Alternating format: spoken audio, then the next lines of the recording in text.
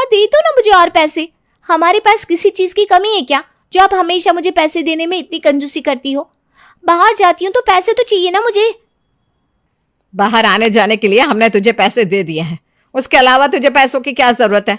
और इतने पैसे लेकर तू करेगी क्या? अभी इतनी बड़ी नहीं हुई कि अपने साथ 2-2, 3-3 हजार रुपये लेकर जाए। यार मम्मी, कॉलेज में सब लड़कियां इतने पैसे लेकर आती हैं, कॉलेज लाइफ को आराम से एंजॉय करती हैं, और आप लोग हो कि इतना सब कुछ होने के बावजूद भी मुझे कंगाल बना कर रखते हो। ना तो मेरी कोई बहन है ना कोई भाई है। जब आपका सब कुछ मेरा ही है तो आप मुझे सब दे क्यों नहीं देते? बेटा, इंसान को उसका हक तब मिलता है जब वो उस हक के लायक हो जाता है। अभी तो इतनी समझदार नहीं है।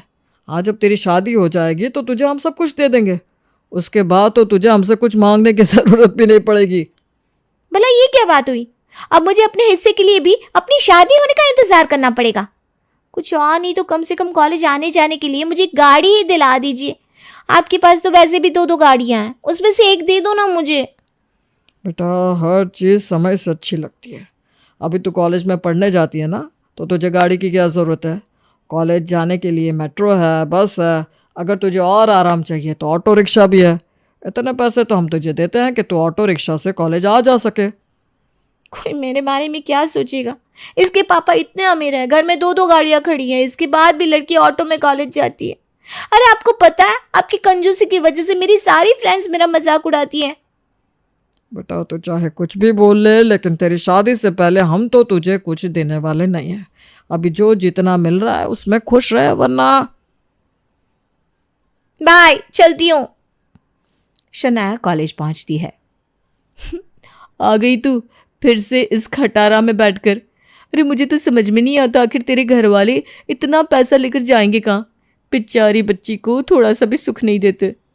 अरे जाने दो ना यार, सुबह सुबह इसी बात पर उनसे बहस करके आई हूँ। चलो हम क्लास में चलते हैं। कौन सी क्लास? आज कोई क्लास नहीं है। खन्ना आए नहीं और खुराना मैम की तबीयत खराब हो गई है। और फर्स्ट लेक्चर तो आप पहले ही मिस कर चुकी हो, तो आज कोई क्लास नहीं है। क्या तुम लोग मुझे पहले नहीं बता सकते थे? पता होता तो मैं कॉलेज ही नहीं आती। अरे अब आ गई है कॉलेज तो चलना कहीं घूमने चलते हैं। वैसे भी हम लोग इतने दिनों से कहीं घूमने नहीं गए। एक काम करते हैं, यहाँ पास में ना एक नया वाटर पार्क खुला है तो वहाँ चलते हैं। वैसे भी बहुत गर्मी है। Water park? और तुझे लगता है मेरे घर वाले मुझे इतने पैसे देते हैं कि मैं वाटर पार्क की टिकट खरीदूं? अरे यार, तेरे ऊपर ना मुझे बहुत तरस आता है। वैसे वाटर पार्क की टिकट 1500 की है, तो तेरी टिकट मैं ले लूँगी। तो मुझे बाद में पैसे रिटर्न कर देना। अरे नहीं नहीं नहीं, रहने दे। यहाँ पर आने जाने का किराया मिल जाता है, वही बहुत बड़ी बात है। वरना मेरे घर वाले मुझे इतना समझदार भी नहीं समझते कि मैं किराए के पैसे संभाल पाऊँ। तुम लोग जाओ वाटर पार्क, मैं चली घर। अरे छोड़ यार, जब तू वाटर पार्क नहीं जा सकती तो हम लोग कैफे चलते हैं, एक ही कॉफ़ी पी लेंगे। ये तो ठीक है ना? हाँ ये ठीक है, चलो चलते हैं। हे भगवान, कहीं से मुझे एक दूल्हा दिलवा दो ना, ताकि मेरी ये प्रॉब्लम हमेशा के लिए सॉल्व हो जाए। कम से कम शादी होने के बाद मुझे छोटी छोटी चीज़ों में ऐसी चिंदीगिरी तो नहीं करनी पड़ेगी। तो तथास्तु बालिके, भगवान तुम्हारी प्रार्थना जल्दी ही सुनेंगे। तीनों हंसती हुई कैफे में कॉफ़ी पीने के लिए चली जाती हैं। तभी कॉफ़ी पीते हुए साक्षी की नज़र बाहर पड़ती है, जहां एक लड़का गाड़ी धो रहा था। अरे शनाया, वैसे तेरी शादी होने में तो अभी बहुत टाइम है, तू किसी को पैसे देकर अपना हस्बैंड क्यों नहीं बना लेती? सारा तमाशा तो पैसों का ही है। अगर मुझे पैसे मिलते तो हस्बैंड की ज़रूरत क्यों पड़ती? अरे तू समझी नहीं, मेरा मतलब है तू किसी से झूठी शादी करके उसे अपने मम्मी पापा के सामने ले जा। अब एक बार शादी होने के बाद उन्हें तुझे एक्सेप्ट तो करना ही पड़ेगा, और एक बार उनकी नज़रों में तेरी शादी हो गई तो सब कुछ तेरा ही है। वो देख, बाहर वो लड़का गाड़ी धो रहा है ना, उसे पक्का पैसों की ज़रूरत होगी, तो तू उससे बात कर, क्या पता वो तेरा हस्बैंड बनने के लिए मान जाए।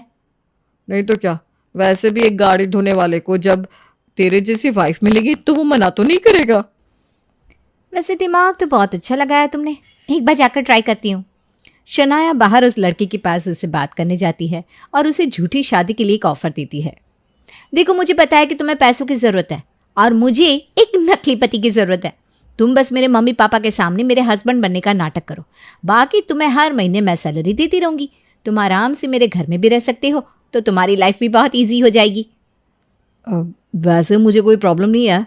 अगर मुझे मेरे काम की सैलरी मिलेगी तो मैं तुम्हारा नकली हस्बैंड बनने के लिए रेडी हूँ। ये हुई ना बात, तुमने तो मेरी सारी प्रॉब्लम ही सॉल्व कर दी। चलो अब चल कर ना हम पति पत्नी बन जाते हैं।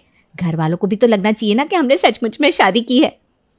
शनाया मार्केट से मंगलसूत्र, नया चूड़ा लेकर पहन लेती है और अपनी मांग में लंबा सा सिंदूर भर लेती है। लग रही हूँ ना मैं बिल्कुल अच्छी तरह शादीशुदा। बिल्कुल। अब तो बस मुझे घर जाकर मम्मी पापा का रिएक्शन देखना है। इतने टाइम से मुझे टॉर्चर कर रहे हैं, आज ना उन्हें बहुत अच्छा शौक लगने वाला है। शनाया धीरज का हाथ पकड़कर अपने घर पहुंच जाती है और घर पहुंचकर बजाती है अपने दरवाजे की घंटी, टिंग डोंग। अरे लगता है शनाया आ गई। जाकर दरवाज़ा तो खोलना सीमा। अरे खोल रही हूँ जी, आप तो उठकर दरवाज़ा खोलेंगे नहीं, मुझे पता है मुझे ही खोलना है। अरे जाओ ना, शनाया इंतज़ार कर रही होगी।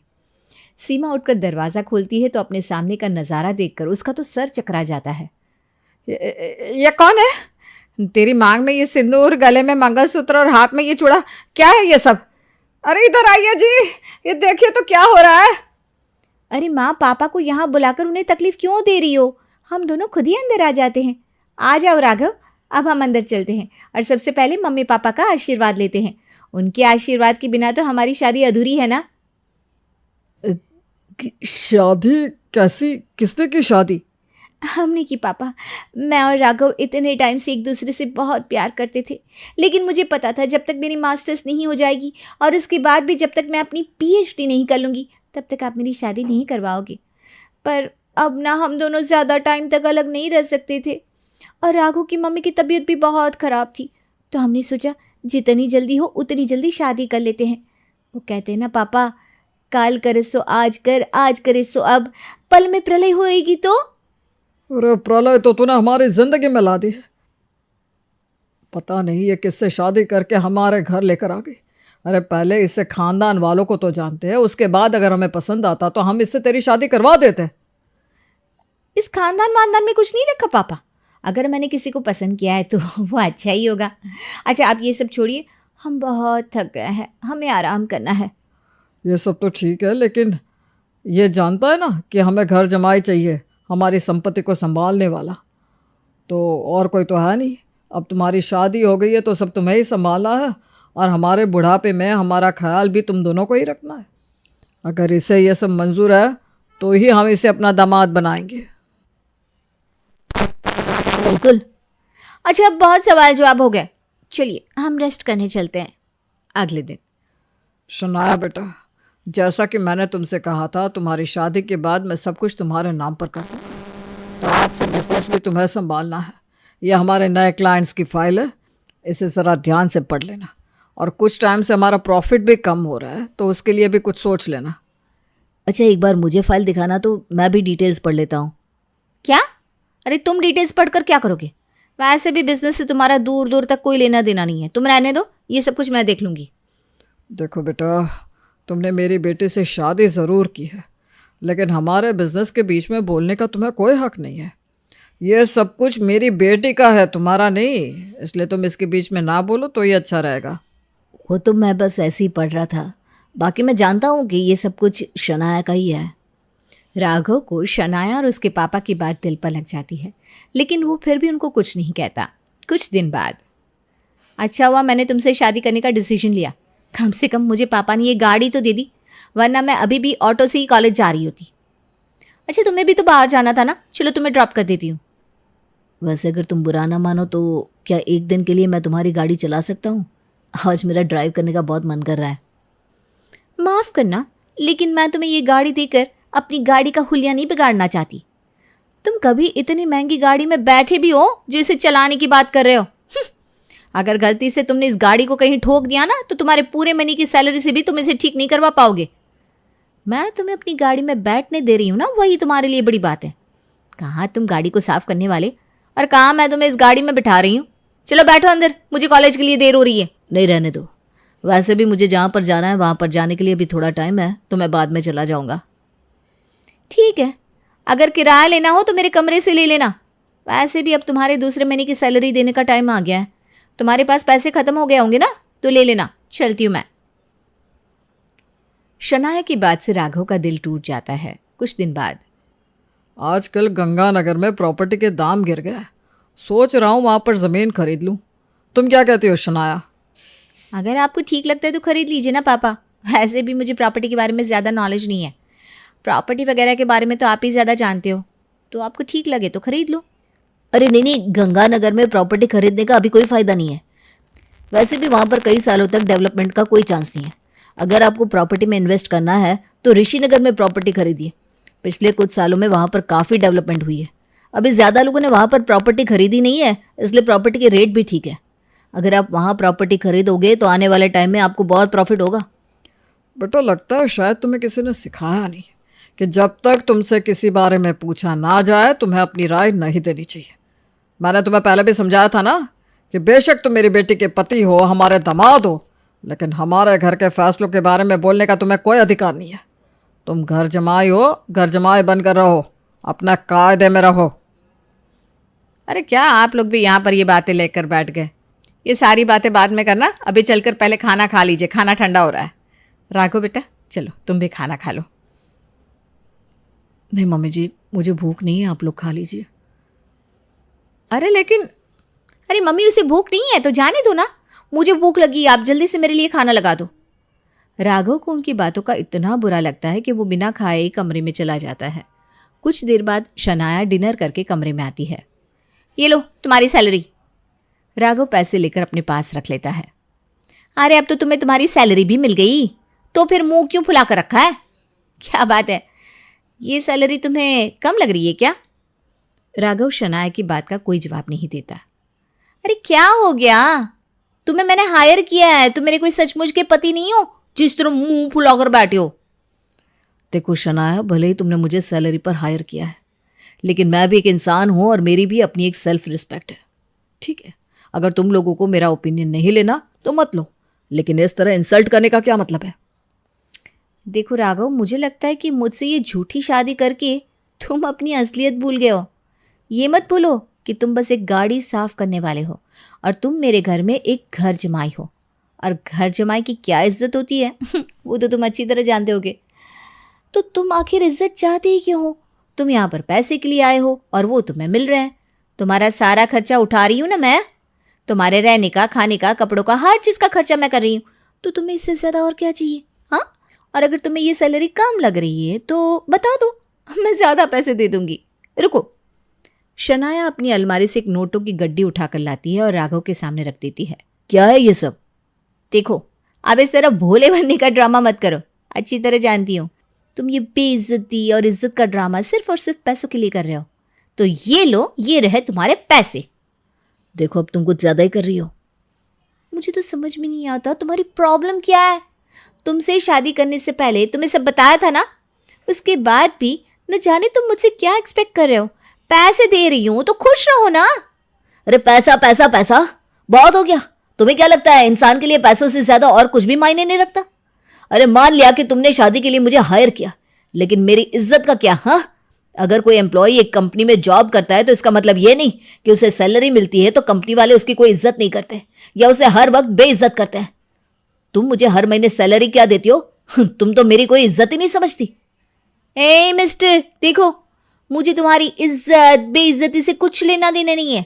तुम मेरे एक झूठ मूठ के पति हो, अपना नाटक जारी रखो और अपने पैसे अपने पास रखो। वैसे भी तुम जैसे लोगों को इज्जत से ज्यादा पैसों की जरूरत होती है।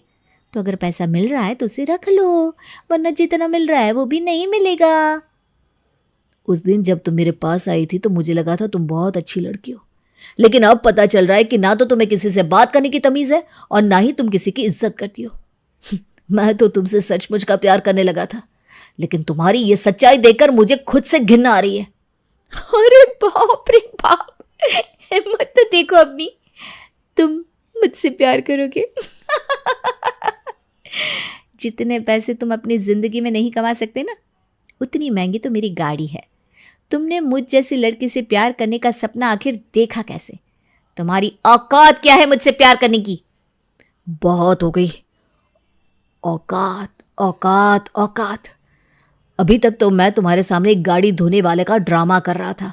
कभी तुमने मुझे मौका ही नहीं दिया कि मैं तुम्हें अपनी सच्चाई बता सकूं। राघव चड्ढा का नाम सुना है तुमने? हाँ सुना है, शहर के सबसे बड़े बिजनेसमैन है और हमारी कंपनी की अगली डील उनके साथ ही होने वाली है, लेकिन उससे तुम्हारा क्या लेना देना? क्योंकि आज तक तुम मेरा आधा नाम ही जानती आई हो। जिस राघव चड्ढा के साथ तुम्हारी अगली डील होने वाली है वो राघव चड्ढा मैं ही हूँ।